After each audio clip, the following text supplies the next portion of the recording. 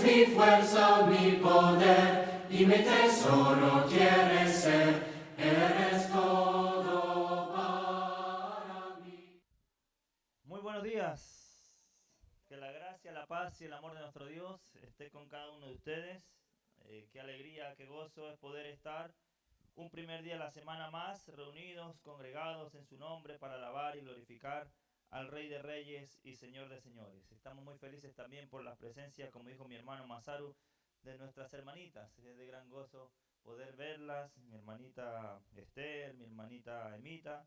Nos llenamos de mucha alegría. Bien, hoy vamos a estar desarrollando un pasaje muy importante. Un pasaje en el cual Dios va a transmitir un mensaje que es necesario para nuestras vidas, que necesitamos conocer, comprender, aceptar. Un pasaje muy, pero muy importante. Les invito a abrir su Biblia conmigo en Marcos. Vamos a continuar con nuestra serie de el Evangelio de Marcos. Marcos capítulo 9. Vamos a estar considerando el pasaje que comienza en el versículo 2 y termina en el versículo 13. Jesús viene de anunciar, como lo vimos con nuestros hermanos Marco y Masaru, viene de anunciar que es necesario que el Hijo del Hombre pueda padecer mucho y ser desechado. Si ustedes ven, gracias Luchito, en el capítulo 8, versículo 31 y 32, dice, y comenzó a enseñarles que era necesario que el Hijo del Hombre, al Hijo del Hombre padecer mucho y ser desechado por los ancianos, por los principales sacerdotes y por los escribas, y ser muerto y resucitar después de 3 días. La expresión si es necesario refleja que Jesús está diciendo algo que sí o sí debe acontecer. Jesús va a tener que padecer mucho, va a ser desechado al punto de morir, pero al tercer día va a resucitar. Esto es algo que en la mente de Pedro no es posible. En la mente de Pedro, Pedro no puede aceptar, Pedro no puede comprender que Cristo, el Hijo del Dios viviente, vaya a padecer mucho, vaya a sufrir, vaya a ser desechado, vaya a ser muerto. Pedro no puede comprender eso. Por eso, ¿qué va a hacer con lo que vimos en los pasajes anteriores? Pedro va a tratar de reconvenirle. Y vimos que la palabra reconvenir tiene que ver con retar, exhortar, llamar la atención. Pedro está diciendo, no, bajo ningún concepto. Eso no puede suceder. Ahora bien, antes de que Jesús mencione de esto, en el pasaje anterior o en el principio del pasaje anterior, Jesús va a hacer la pregunta más importante que él hace a lo largo de todo el Evangelio de Marcos. La pregunta en el verso 27, ¿cuál es? ¿Quién dicen los hombres que soy yo? La pregunta que Jesús va a hacer es, ¿qué dice la gente que soy yo? ¿Quién dice la gente que soy yo? ¿Y qué nos refleja la respuesta de la gente? La respuesta de la gente nos refleja que no hay claridad. No hay claridad entre ellos referente a quién es realmente Jesús. La gente aún no ha terminado de entender quién es Él. ¿Y cómo sabemos eso? Por las respuestas que dan. Verso 28, ellos respondieron, unos que dicen, Juan el Bautista, otros Elías y otros, algunos de los profetas. En la mente de la gente, Jesús es Juan el Bautista, Jesús es Elías o Jesús puede ser alguno de los profetas. La respuesta de la gente nos da a entender que no hay claridad en ellos referente a quién es Jesús. Y aunque la respuesta de Pedro en el verso 29, aunque la respuesta de Pedro es firme y convincente, tú eres el Cristo, Jesús sabe que aún sus discípulos tampoco terminan de entender quién es realmente Jesús. Y eso es interesante y usted puede preguntarse, bueno, ¿y qué tiene que ver eso con el pasaje que vamos a ver? Tiene mucho que ver. ¿Por qué? Porque aunque la respuesta de Pedro es una respuesta clara y convincente, tú eres el Cristo, el Hijo del Dios viviente, Jesús sabe perfectamente que los discípulos, a pesar de que han estado con Él, a pesar de que han escuchado sus enseñanzas, a pesar de que han visto sus milagros y sus señales, no terminan de comprender delante de quién están. Si ustedes ven conmigo, por ejemplo, Marcos capítulo 6, versículo 52, después de que Jesús calma la tempestad, ¿qué va a decir el texto en el verso 52 del capítulo 6? Bueno, si leemos el verso anterior, dice que estaban maravillados y sorprendidos. ¿Por qué? ¿Cuál es la razón? Porque aún no habían entendido lo de los panes y los peces, por cuanto sus corazones estaban endurecidos. Vieron el poder de Dios. Vieron cómo Jesús alimentó a más de 5,000 personas con 5 panes y 2 peces. Sin embargo, no habían entendido. Si vemos en el capítulo 8, versículo 52, capítulo 8, verso 52, capítulo 8, verso 17, Jesús va a multiplicar ahora y va a alimentar también a muchas personas, multiplicando panes nuevamente. Verso 16, y discutían entre sí diciendo, es porque no trajimos pan. Y entendiéndolo, Jesús le dijo, ¿qué discutís? Porque no tenéis pan. ¿No entendéis ni comprendéis? ¿Aún tenéis endurecido vuestro corazón? Los discípulos están discutiendo pensando que Jesús estaba así porque ellos no habían traído pan. ¿Cuál es la respuesta de Jesús? ¿No entienden? ¿No comprenden? Mira cómo termina el verso 21. Y le dijo, ¿cómo? ¿Aún no entendéis? Entonces lo que nosotros vemos hasta aquí en el Evangelio de Marcos es que los discípulos mismos no terminan de comprender delante de quién están. ¿Cómo podemos saber eso? Miren el capítulo 8, les acababa de hablar en el verso 31 que era necesario que Jesús padeciese mucho, fuese muerto, pero resucitara. ¿Sabe qué van a hacer ellos en el capítulo 9, en el pasaje que nos toca hoy? Mire el versículo 9. Bueno, versículo 10. Y guardaron la palabra entre sí, discutiendo, ¿qué sería aquello de resucitar de los muertos? Jesús le dice, no digan nada de lo que han visto hasta que yo resucite. Ellos estaban discutiendo, ¿qué será eso de la resurrección? Aún seguían sin entender absolutamente nada.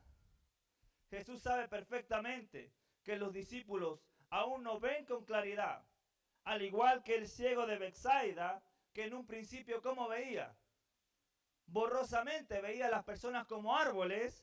La enseñanza que Jesús está transmitiendo es que los discípulos, aunque están con Él, aunque escuchan su voz, aunque han visto sus señales, no terminan de ver con claridad quién es Jesús. Y aunque Pedro confiesa que Jesús es el Cristo, una cosa es la confesión de un hombre y otra cosa es la confesión de Dios mismo. Por eso, entremos a nuestro pasaje, capítulo 9, versículo 2. 6 días después, Jesús tomó a Pedro, a Jacobo y a Juan y los llevó aparte a un monte alto y se transfiguró delante de ellos. 6 días después, Jesús va a tomar a estos 3 discípulos, a Pedro, a Jacobo y a Juan, y se va a ir a un lugar aparte, a un monte, y delante de ellos se va a transfigurar. No es la primera vez que Jesús toma, o no va a ser la única vez que Jesús toma a Pedro, a Jacobo y a Juan. Recuerden que allá en el monte de Getsemaní, Él tomó a Pedro, a Jacobo y a Juan y se apartó un poco de sus discípulos y fue a orar. Ahora, es interesante porque delante de estos tres, Jesús se va a transfigurar. ¿Qué significa la palabra transfigurar? ¿Qué quiere decir el texto cuando habla de transfigurar? La palabra transfigurar tiene que ver con la palabra metamorfosis. ¿Qué quiere decir la palabra metamorfosis? La palabra metamorfosis tiene que ver con un cambio, una transformación de un estado a otro. Jesús delante de ellos va a transfigurarse, va a tener un cambio, va a tener una metamorfosis. Y eso es interesante. ¿Por qué? Porque esto solamente lo puede hacer Dios.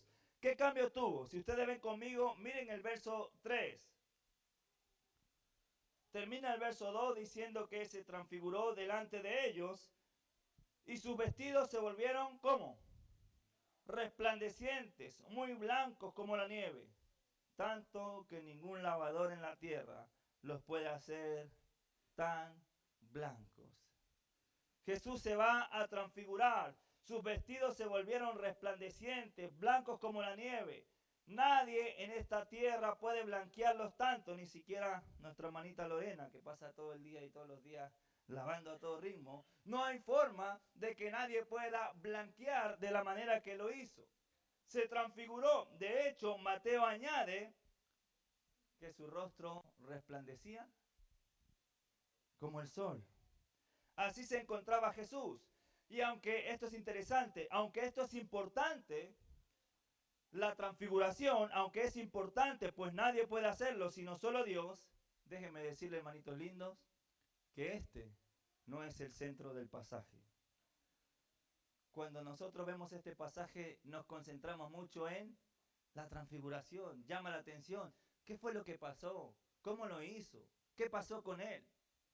Sin embargo, déjenme decirle que ese no es el centro del pasaje. Hay algo más importante, hay algo más valioso y en lo que nosotros debemos concentrarnos, que es en el mensaje que Dios quiere transmitirnos a cada uno de nosotros en esta mañana. Versículo 4, después de que vieron su rostro resplandeciente como el sol, después de que sus ropas se blanquearon como la nieve, verso 4, les apareció Elías con Moisés, que hablaban con Jesús. ¿Quiénes aparecieron? Elías y Moisés. Y uno tiene que preguntarse, ¿por qué apareció Elías y Moisés? ¿Por qué no apareció, por ejemplo, Abraham e Isaac? ¿Por qué no apareció Noé? ¿Por qué no apareció Jeremías? ¿Por qué no aparecieron otros hombres? ¿Por qué específicamente Dios quiso que apareciese Moisés y Elías? No es casualidad que sean ellos los dos los que aparezcan y estén hablando con Jesús. La presencia de ellos, hermanitos, escuche bien, tiene que ver con el mensaje y la enseñanza que el Padre y el Hijo quieren transmitirle a Pedro, a Jacobo y a Juan, y por extensión a nosotros. Amén.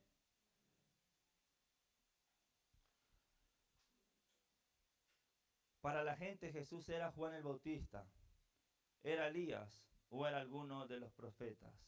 Jesús quiere enseñarle a Pedro, a Jacobo y a Juan y a todos nosotros en esta mañana que Jesús es más que un hombre cualquiera, que Jesús es más que un profeta que transmite un mensaje, que Jesús es el Hijo de Dios. Amén. ¿Quién es Moisés? ¿Qué podemos decir de Moisés? Mediador entre Dios y el pueblo de Israel en el antiguo pacto. Dios le dio la ley a través de Moisés.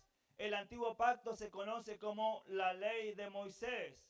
Moisés hablaba de parte de Dios al pueblo. ¿Y sabe cuál era el concepto que tenían los judíos? Miren Juan capítulo 9, Israel, Juan capítulo 9. Miren lo que pensaban los judíos. Y le injuriaron a este hombre que nació ciego y le dijeron, tú eres su discípulo, pero nosotros discípulos de Moisés somos. ¿Qué sabían los judíos? Nosotros sabemos que Dios ha hablado Moisés. Moisés era un hombre importante. Los judíos reconocían que Dios hablaba a través de Moisés. Los judíos reconocían que Dios utilizó a Moisés para transmitir su ley. Los judíos reconocían el liderazgo y la importancia que tenía Moisés. Por eso no es casualidad que sea Moisés el que aparezca hablando con Jesús. Ahora bien, no solamente era Moisés, sino también ¿quién? Elías. ¿Quién fue Elías?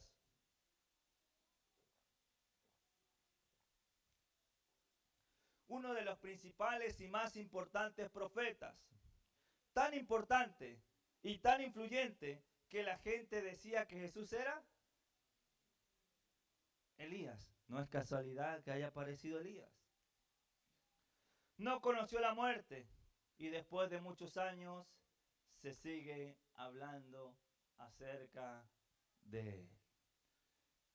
¿Qué es lo que Dios quiere mostrarle a Pedro, a Jacobo y a Juan al permitir que aparezcan Moisés y Elías? ¿Qué es lo que Dios quiere transmitirnos a nosotros en esta mañana? ¿Cuál es el mensaje para nosotros? Vamos a llegar allá. Marcos capítulo 9, versículo 5. Entonces Pedro dijo: Maestro, bueno es para nosotros que estemos aquí. Hagamos 3 enramadas, una para ti, otra para Moisés y otra para Elías. Miren lo que va a decir Pedro. Pedro sabe, reconoce y entiende lo bueno y lo privilegiado que es al poder estar allí. La primera expresión que Pedro dice en el verso 5 es: bueno es para nosotros que estemos aquí. Sin embargo, la respuesta de Pedro refleja que hay algo que él no termina de entender. ¿Y sabe qué es? ¿Quién es realmente Jesús? ¿Por qué? ¿Qué quiere hacer Pedro? 3 enramadas. Una para ti, Jesús, una para Moisés y otra para Elías. ¿Qué refleja su respuesta? Pedro aún no termina de entender quién es realmente Jesús. Pedro aún no termina de comprender delante de quién está. Al querer hacer 3 enramadas, está colocando a Jesús al mismo nivel o en la misma posición de ¿quién? De Moisés y de Elías. Eso quiere decir que para Pedro, Jesús es igual que Moisés, igual que Elías. Pedro sigue viendo a Jesús como un hombre, como un profeta, como alguien importante, pero no termina de comprender lo que él mismo ha declarado: eres el Cristo, el Hijo del Dios viviente. La respuesta de él refleja que no termina de comprender, no termina de entender delante de quién está. De hecho, ¿qué dice el verso 6 al principio? Pedro no sabía lo que hablaba, pues estaban espantados. Pero, al igual que muchos de nosotros, no terminamos de entender quién es Jesús. Pero hay alguien que se lo va a aclarar a Pedro, a Jacobo y a Juan y a cada uno de nosotros en este día. Ese alguien no es cualquiera. ¿Sabe quién es? Dios mismo. ¿Por qué? ¿Qué dice el versículo 7? Entonces vino una nube que les hizo sombra, y desde la nube una voz que decía: ¿cuál es el mensaje? Este es mi Hijo amado. Este es mi Hijo amado. Pedro no termina de comprender. Escucha bien quién es. Este es mi Hijo amado. Jesús no es un profeta.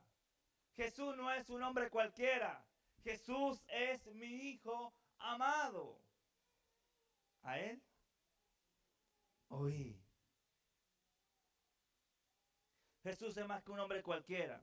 Jesús es más que un gran profeta. Jesús es más que un hombre que transmite un buen mensaje. Jesús es superior a Moisés. Es más grande y maravilloso y eterno que Elías. Ya no lo sabemos por el testimonio de un hombre como Pedro cuando dijo, eres el Cristo, el Hijo de Dios viviente. Ya no lo sabemos por el testimonio de la gente. Ahora lo sabemos por quién. Por el testimonio del Padre mismo. Dios mismo está diciendo, este es mi Hijo amado. Es Dios mismo el que lo dice. ¿Qué significa que Jesús sea su Hijo amado? Jesús es de su misma naturaleza. Jesús es de su misma esencia.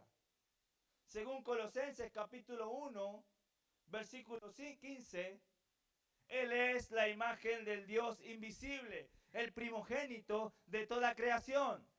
Jesús no es un hombre cualquiera, ¿sabe por qué? Porque en Él fueron creadas todas, absolutamente todas las cosas que nosotros vemos y las que no vemos. Sean dominios, sean principados, sean potestades. Jesús está por encima de cualquiera, porque todo fue creado por medio de Él y para Él. Amén. Y Él es, escuche bien, antes que Moisés, antes que Elías y antes que todas las cosas. Pues Jesús es eterno, porque es el Hijo de Dios. Amén. No solamente es eso. Hebreos capítulo 1. Hebreos capítulo 1. En los postreros días nos ha hablado por el Hijo, a quien constituyó ¿qué? ¿Quién es Jesús? ¿Es igual a Moisés? ¿Es igual a Elías? ¿Es un profeta? No. Jesús es el heredero de todo. Y escuche bien, porque en asimismo se hizo el universo.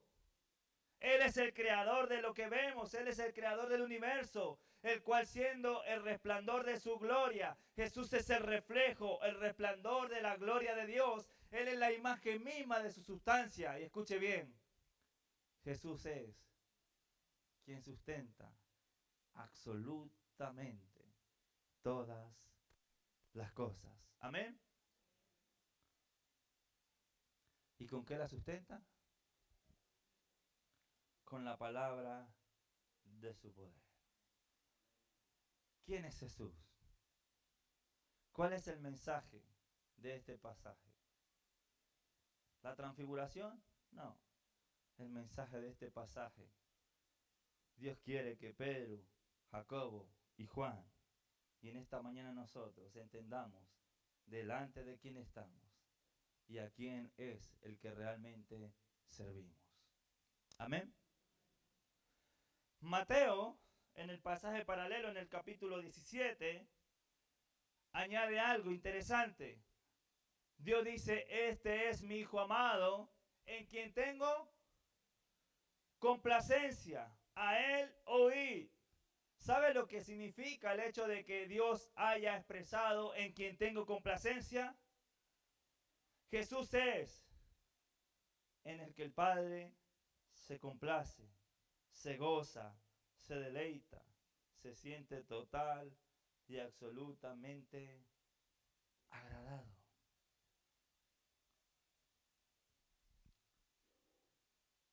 ¿Dónde está tu complacencia? Tenemos que preguntarnos. Ahora, hay un mensaje importante, aparte de que Jesús es el Hijo de Dios. ¿Cómo termina el verso 7? Volviendo a Marcos capítulo 9.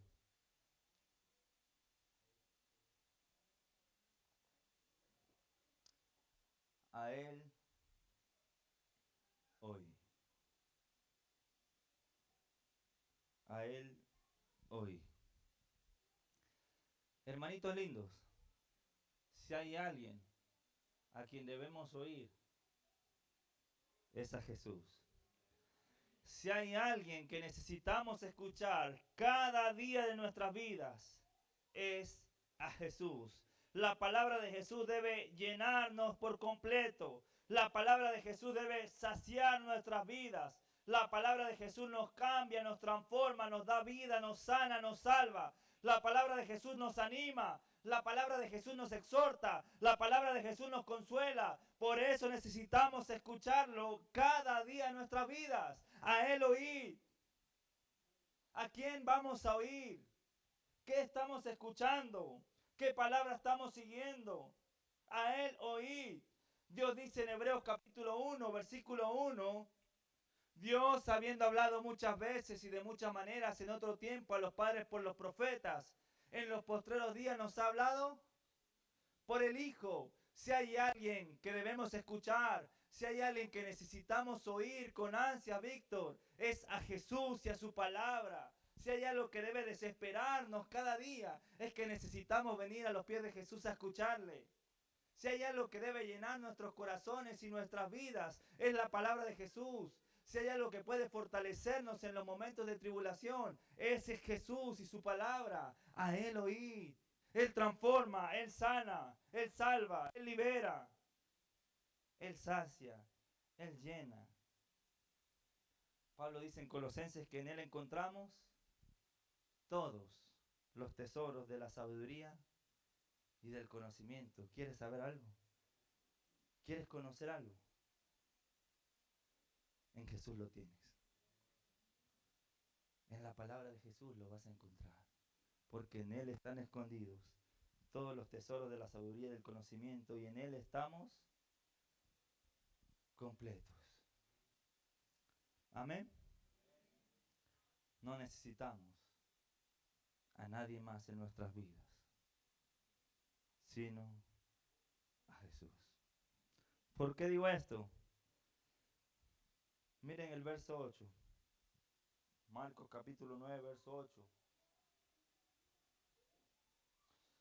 Y luego cuando miraron, no vieron más a nadie consigo, sino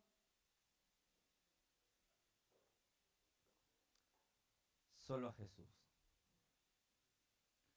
Al único que necesitamos en nuestras vidas. El único que puede ayudarte con tu problema es Jesús. El único que puede transformar realmente tu vida es Jesús. Por eso, hermanitos lindos, debemos desesperarnos cada día por venir a sus pies, escuchar su palabra. Amén. No necesitamos a nadie más. Solamente debemos oír a Jesús y a su palabra. Escuche bien esto. El problema de no entender quién es realmente Jesús, ¿sabe qué nos lleva? A escuchar otras voces. No nos sentimos completos y llenos con Él y su palabra porque no entendemos realmente quién es Él. Y eso nos lleva a querer escuchar otras cosas. Eso nos lleva a buscar fuera de la palabra de Jesús la transformación de nuestras vidas. Si quiere que le diga algo, es imposible que una vida sea transformada sin la palabra de Jesús. El no saber y no entender realmente quién es Jesús nos lleva a no querer venir a escucharle. El no saber ni entender realmente quién es Jesús nos lleva a buscar fuera de Él lo que nunca va a poder saciarnos y llenarnos. Amén. Versículo 9. Y descendieron ellos del monte. Descendió ellos del monte. Les mandó, ¿qué les mandó? Que a nadie dijesen lo que habían visto, sino cuando el Hijo del Hombre hubiese resucitado. Y esto es interesante porque Masaru nos decía la semana pasada que Jesús le dijo, vayan y díganlo. Pero ¿por qué Jesús ahora está diciéndole a Pedro, a Jacobo y a Juan, después de ver algo tan maravilloso, de ver algo tan importante y de poder transmitir un mensaje que realmente va a ayudar a que la gente comprenda quién es Jesús? ¿Por qué Jesús le dice, váyanse, pero no le digan a nadie hasta después que resucite. Y uno tiene que preguntarse, ¿por qué? Y por eso llamé a mi hermano Marcos, pero quería que me recordara cuáles eran las 3 razones por las que ellos no podían ir a transmitirlo. Pero está de aniversario. Aprovechamos de felicitarlos, chiquillos. Que Dios les siga bendiciendo. ¿Por qué? ¿Será porque los discípulos después de esto aún no están seguros de quién es Jesús? ¿Necesitan algo más para comprender quién es Jesús? Cuando Marcos nos predicaba su pasaje, nos decía que ellos no tenían claro o totalmente el mensaje que debían transmitir. Me parece que después de esto, no sé si necesiten algo más para saber quién es Jesús. Pero hay una razón importante por la que Jesús le va a decir a ellos, no le digan a nadie hasta después de que yo resucite. Si Pedro, Jacobo y Juan cuentan lo que vieron y oyeron y de parte de quién lo escucharon, es probable que todos iban a querer hacer a Jesús rey. ¿Por qué? Porque ya no es el testimonio de un hombre. Porque ahora es Dios mismo el que está asegurando, aseverando y diciendo quién es Jesús. Si Pedro, Jacob y Juan salen de allí a transmitir lo que ellos vieron y oyeron inmediatamente, ¿saben qué hubiesen querido hacer con Jesús? Lo hubiesen querido ir, tomar y proclamar como rey. Pero hay un problema. No se puede hacer rey al que ha sido rey y será por los siglos de los siglos.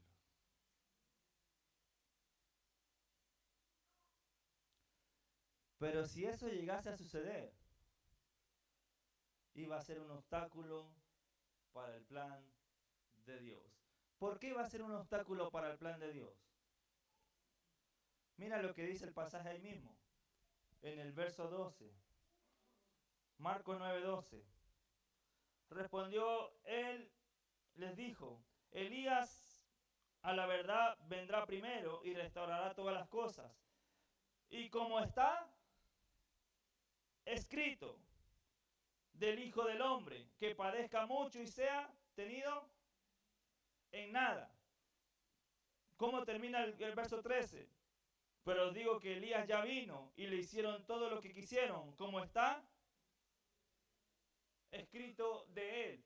¿Qué estaba escrito acerca de Jesús? Jesús tenía que padecer mucho. Jesús tenía que ser muerto. Y al tercer día iba a resucitar.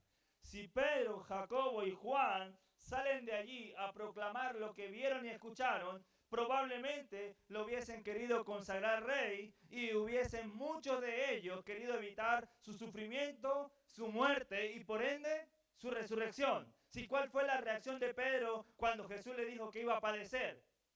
¿Cuál fue la reacción de él? Aún sin tener el entendimiento claro, no, eso no va a pasar. Yo no lo voy a permitir, no te acontezca tal cosa. Pero intentó evitar el sufrimiento de Jesús. ¿Sabe qué hubiese pasado si Pedro, Jacobo y Juan salen de allí a proclamar lo que vieron y oyeron? Muchos, al igual que Pedro, hubiesen sido un estorbo en el plan de Dios, queriendo evitar los padecimientos de Cristo, su muerte y por ende su resurrección. ¿Sabe qué hubiese pasado si eso sucediera? Usted y yo no estaríamos hoy aquí.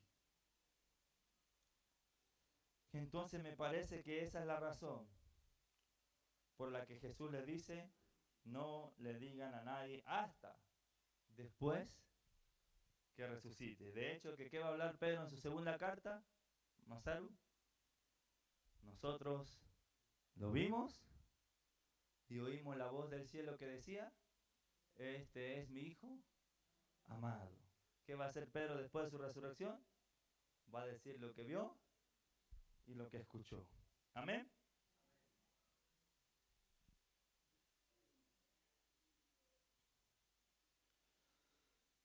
Pedro intentó evitar el sufrimiento de Cristo al punto de llegar a atreverse a regañar a Jesús.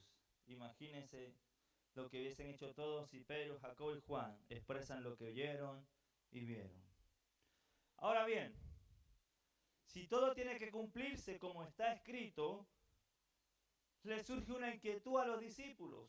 ¿Cuál es la inquietud que le surge a los discípulos? Verso 11. Y le preguntaron diciendo, ¿por qué dicen los escribas que es necesario que Elías venga primero? Si todo tiene... Verso 10, y guardaron la palabra después de que Jesús le dice, no le digan a nadie hasta que después que resucite, guardaron la palabra entre sí, no la dijeron, y ellos discutían qué sería aquello de la resurrección de los muertos. Aún no entendían nada acerca de la resurrección, aunque Jesús ya les había dicho anteriormente. Verso 11, le preguntaron diciendo, ¿por qué dicen los escribas que es necesario que Elías venga primero? Si todo tiene que cumplirse, como la Escritura dice, en la mente de los discípulos, entonces, ¿qué pasa con Elías? Si los escribas dicen que es necesario que él venga primero, ¿qué ha pasado? ¿Por qué no vemos a Elías? ¿Dónde está Elías? Si tú eres el Cristo, ¿qué pasó con Elías? Verso 12.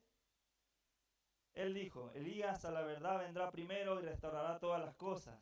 Y como está escrito el Hijo del Hombre, que padezca mucho y sea tenido en nada. Pero os digo que Elías, ustedes me están preguntando por Elías, porque piensan que la Escritura entonces no se ha cumplido. Elías ya vino. Elías ya vino. ¿Sabe qué añade Mateo? Capítulo 17, verso 13. Esto añade. Entonces los discípulos comprendieron que les hablaba de Juan el Bautista. Juan el Bautista, Elías, entonces ya vino. Eso quiere decir que tú realmente eres el Cristo, el Hijo del Dios viviente. Bien, hermanitos, para terminar, un punto interesante y una aplicación para nosotros. Los discípulos, a pesar de que vieron las señales, los milagros, aún no entendían claramente quién es Jesús. A pesar de escuchar su voz y recibir sus enseñanzas, no comprendían, al igual que muchos de nosotros no comprendemos quién es Jesús. A pesar de conocer lo que dice en la Escritura, muchos no terminaban de entender quién es Jesús. La pregunta para ti y para mí, ¿has visto su poder actuando en medio de nosotros? ¿Has escuchado su voz? ¿Conoces la Escritura? La pregunta para ti y para mí, ¿quién es Jesús para ti? ¿Quién es Jesús para ti? ¿Solo aquel que puede ayudarte en momentos difíciles? ¿Solo aquel que puede traer paz en medio de la tormenta? ¿Aquel que enseña algo bonito y que vale la pena escuchar? ¿Aquel que me puede ayudar en mis necesidades? ¿O es para ti el Hijo de Dios? El único que es digno de alabanza, el único que es digno de tu amor, de tu servicio, de tu entrega y de tu adoración. ¿Quién es Jesús para ti? ¿Es Jesús el único que puede saciar tu vida, llenar tu vida? ¿Es Jesús aquel que reina por siempre y para siempre, no solo en este mundo, sino en tu propia vida? ¿Quién es Jesús para ti? Nosotros muchas veces lo seguimos viendo, a pesar de que oímos sus enseñanzas, a pesar de que hemos visto su poder actuando en medio de nosotros, lo seguimos viendo como un buen hombre, como un buen profeta, como alguien que puede ayudarme cuando lo necesito, pero no lo adoramos como realmente Él es. Él es el Hijo de Dios y es el que se merece toda nuestra adoración, toda nuestra entrega, toda nuestra obediencia. Se merece todo, absolutamente todo de nosotros. No por lo que Él puede hacer en nuestras vidas, sino por lo que Él es. Por eso, hermanito lindo, si Jesús es el Hijo de Dios para ti, a Él es el único que debemos seguir, obedecer, y el que debemos anhelar cada día en nuestras vidas, oír. Debemos llegar a desesperarnos por escuchar tu voz, su voz. ¿Quién es Jesús para ti? ¿A quién estamos escuchando? Jesús es el Hijo de Dios, en quien el Dios tiene toda su complacencia. ¿Qué debemos hacer tú y yo? A Él oír.